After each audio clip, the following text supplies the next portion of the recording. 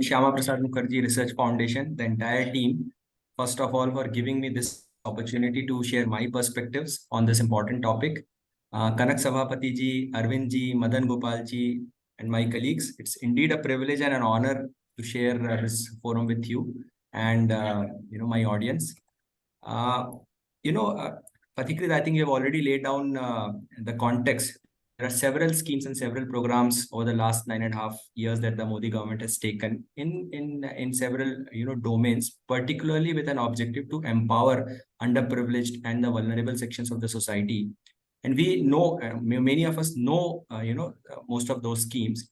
So what I have decided today is, rather than discussing on those schemes per se, I just want to make some 5 big points, big ticket items, which I think which in my view actually some of the fundamental changes that the Modi government has attempted to bring.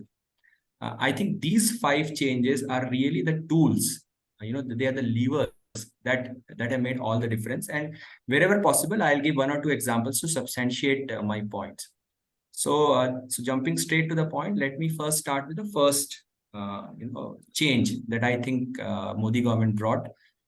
Fundamentally, what Modi government did when it was sworn to power is it changed the orientation of policy making. So rather than designing the policy from symptomatic treatment perspective, the focus of policy design changed to solving for the root cause. Now, what do I mean by this? Suppose any of us has fever. If we take paracetamol to treat the fever, that's the symptomatic treatment. That's superficial. Taking paracetamol may bring down the fever for a few hours, but if we do not treat the root cause of that fever, it could be either a viral infection, it could be allergy, it could be cold, whatever. Fever will come back again. I'll substantiate this with taking example of agriculture sector. Now, this is a very important sector. Almost 50, in fact, slightly more than 50% of our entire population is engaged by agriculture, and 100% of the population is impacted by what happens in the agriculture sector because of its integrity with its link with economy. Now, this sector for years had legacy problems. Most of the farms were dependent on monsoon for so they were rain fed. Access to irrigation facilities were bare minimum. They were quite less. So any bad monsoon, 1 or 2 years bad monsoon, created a lot of distress in the entire agriculture system, and particularly the farmers. Most of the farmers, who did agriculture were small and marginal. So given that they were small and marginal, they had limited access to credit. So whenever they wanted to take money, loans for their inputs, they had to rely on loan sharks, which provided them, money at a very high cost. They could not access efficient, markets, how to sell their agriculture produce efficiently and how to access markets largely. They did not have access to storage. So if the farm produce, in fact, a lot of farm produce went waste because of lack of storage facilities.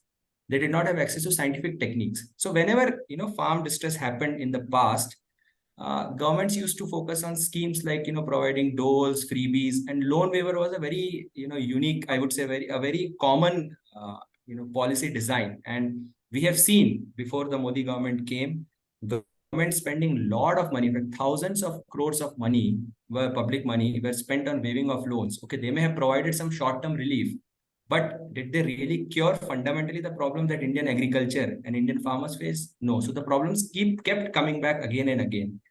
What Modi government did since 2014, when it came to power, is that it put its head down and identified the basic root causes, and there are multiple causes, some of which I mentioned, and it tried to design policies which attack each and every of those root causes. So, for example, irrigation, lot of emphasis was spent on. So there was a scheme that the government initiated called Har Khet Ko Pani under the Pradhan Mantri Krishi Sinchai Yojana. Lot of money and lot of energies were spent on increasing access to agriculture facilities, so that even if there is a bad monsoon, even if monsoon is not average, farmers could still access adequate irrigation, adequate water because of irrigation facilities. Even if there is a problem in the farm and farm crops go bad, the government implemented a scheme called Pradhan Mantri Fasal Bima Yojana, which kind of ensured and protected the farmers in case of any exigency. There was a scheme which was initiated called Pradhan Mantri Kisan Samman Nidhi, PM Kisan, which provided, rather than relying on loan sharks, it provided some cash so that farmers can use that cash in a dignified manner for buying their farm inputs. A scheme for creating new agriculture markets called e-NAM, was launched, where farmers could now, from wherever they are, could access the entire country electronically. There was a 1 lakh fund called Agriculture Infrastructure Fund, which was set up, and the basic purpose of this fund was to create storage and logistics facilities so that farmers can use them to protect their crops after produce. Soil health cards were issued. Emphasis on micro irrigation for improving the yields and saving water were emphasized. MSP programs and missions like oilseed missions were also introduced to improve farmer income and to induce crop diversification. So even in crops such as oilseeds, pulses, where India relied on imports, the emphasis was how to induce local produce of these crops. So, I just wanted to allude to some of these schemes. This is not an exhaustive list, but the point I'm trying to say is through these holistic measures, that what the government did is it attacked the root cause of the agriculture sector and the farmers. What is the result? Today, even having, this year, slightly the monsoons were not good. And over the last 9.5 years, the country faced bad monsoon, but our food production has consistently been increasing. And today, we have the historically high food production. Our dependence on imports for some specific food produce like pulses, oilseeds is consistently going down, and we are more reliant internally. Our farmers' income has increased. They are being protected through insurance, and overall agriculture yield and efficiency in the agriculture space has increased tremendously. So, the point I'm trying to say is through designing policy measures in a fundamental in a manner that the root cause is tackled, it changed the orientation of policy making. So that's the first point I wanted to make. The second point I want to say is that the shift of policy, the policy making shifted from a very departmentalistic approach to a whole of the government approach, which is an integrated holistic thinking. So you see, I am actually working for a large, for an Indian company, which is a large infrastructure development company. We work with central government, we work with public sector companies, we work with state governments on developing and building several large-scale infrastructure projects. For example, we are building expressways for the National Highways Authority of India. We are building some railway stations for Indian Railways. We are also working on a particular project for the Mumbai-Ahmedabad bullet train. We are working to provide city gas distribution for almost 10% of India's population. We are creating we are building 40 hospitals for different states and even central government. So what we are trying to do is there are different businesses spread across the country. What we are trying to now do in our company is to develop a systems approach where the view is that company as a whole takes a decision to how to optimize. So if there is a project in Maharashtra, for example, and if there is another project close to Maharashtra, let's say North Karnataka. So what we are trying to do is if certain resources have been deployed on the Maharashtra project, labor, machines and any other inputs, how do we optimize for our Karnataka project so that overall we are able to deliver the projects in a cost optimal and in a high quality manner. This is exactly Modi government is doing at a much larger. This is entire government, so our scale is a very small scale. We are a private company. Modi government is adopting this whole of the government, an integrated approach for the entire government. So how is it doing? I'm just giving you one example. Let's take Pradhan Mantri Awas Yojana. Now, this is the scheme through which government is trying to provide housing for all the beneficiaries in the country. This is for affordable housing. Now, for a particular beneficiary, house is important. But besides the house, the beneficiary will also need an electricity connection, which is being provided by through the Ministry of Power. They will also need a water connection. There is a Har Ghar Nal Se Jal scheme. So this is being implemented by Drinking Water and Sanitation Ministry. They will also need access to energy. So, there's Ministry of Petroleum, Natural Gas, which is through Ujjwala Yojana, providing, free and subsidized LPG. It will also need electricity. So, so the point is, what Modi government has done is rather than that beneficiary is So one approach is that beneficiary has to run to 5 different departments. So housing, for housing, it has to run to, let's say, Ministry of Urban Development or Ministry of Rural Development. Then for gas, it has to run to Ministry of Petroleum.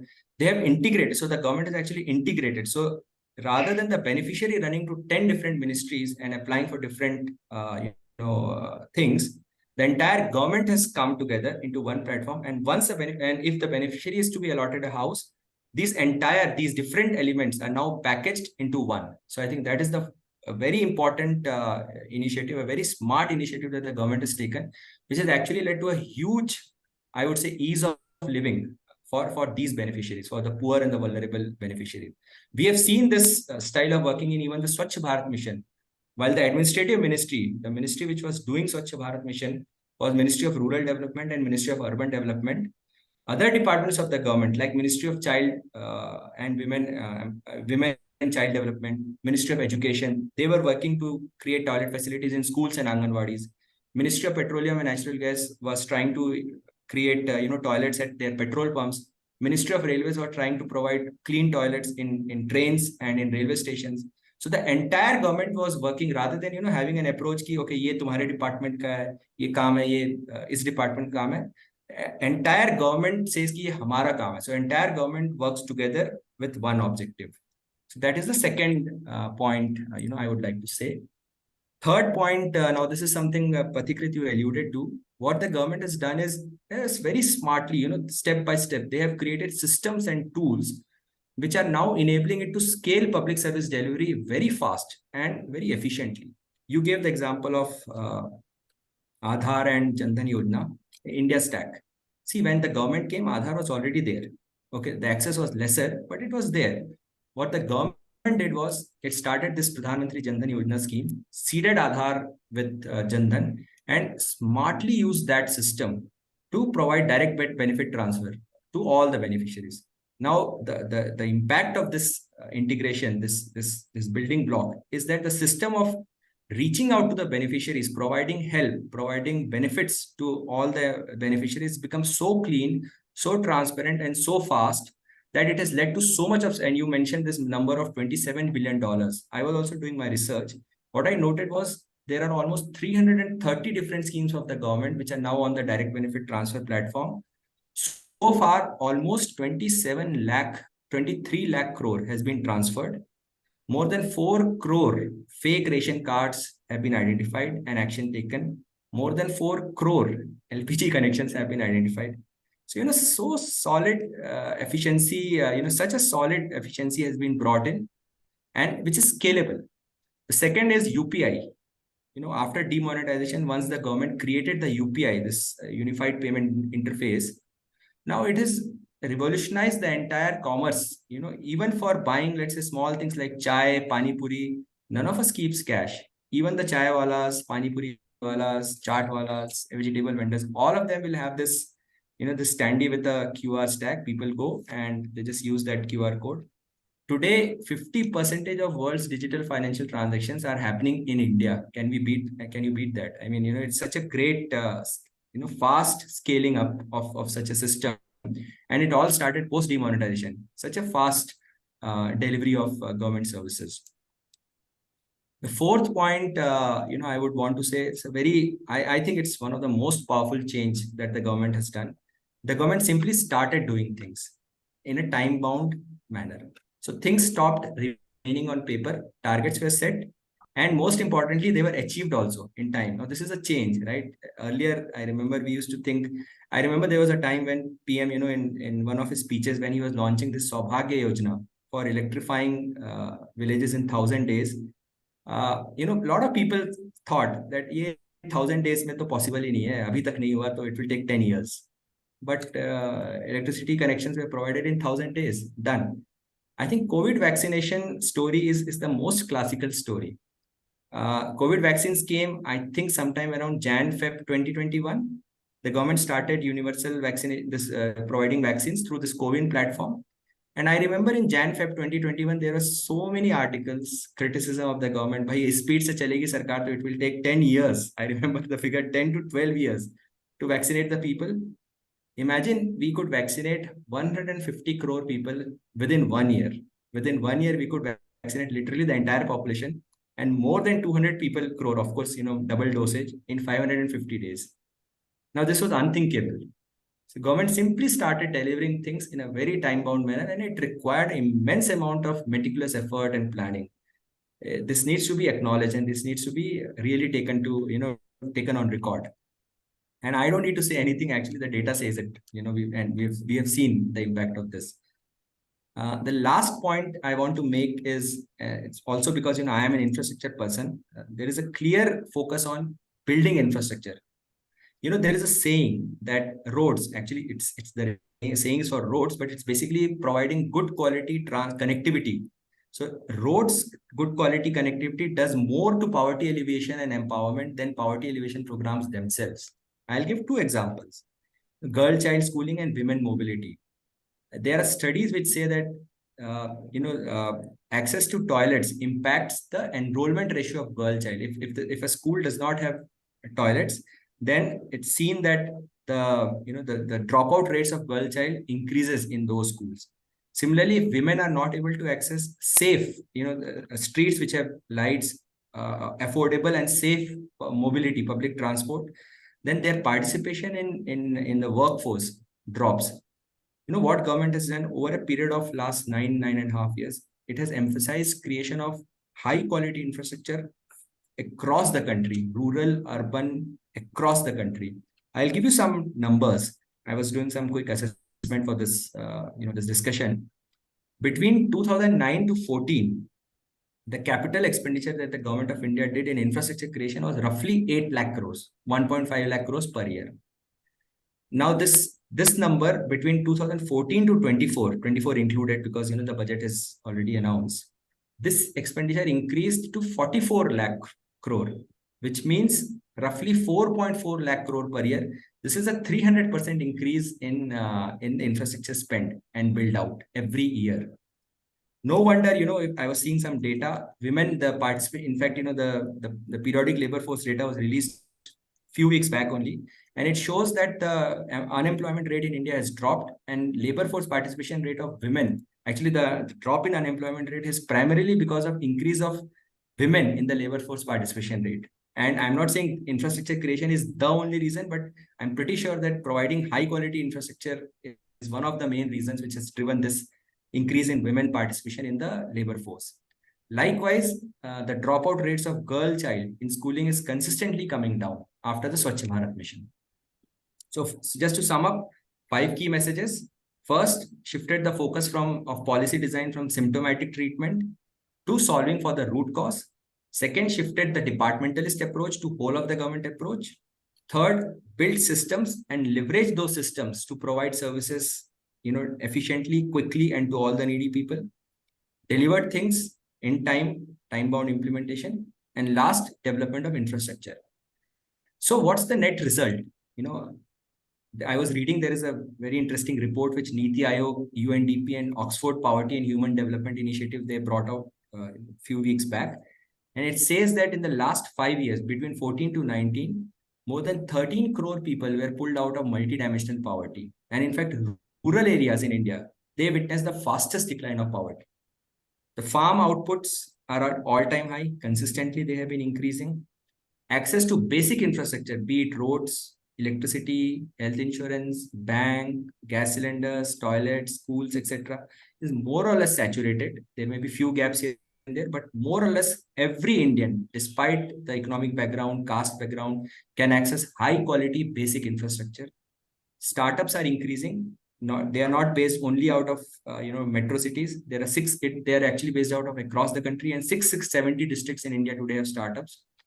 44 crore people have taken Mudra loan, out of which almost 70% people were women, and 50% plus people are from the the scheduled caste, scheduled tribe, and OBC background.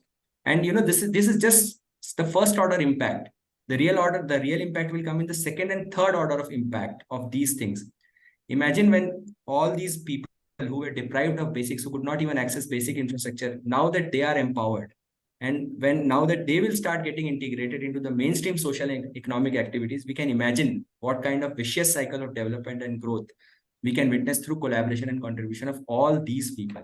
I think there will be, the next few years will be golden times. And in true sense, I believe, the next several years will witness an Amrit Kal. I just want to end with one point. In the investment world, stock markets, if one really likes a company's stock, and if one thinks that this company will grow and do well for years to come, people buy that stock from a long-term perspective. This phenomena is called as taking a long position on that stock, taking a long position on that stock. I think it's time now to take a long position on India. With that, I'll stop. Thank you so much.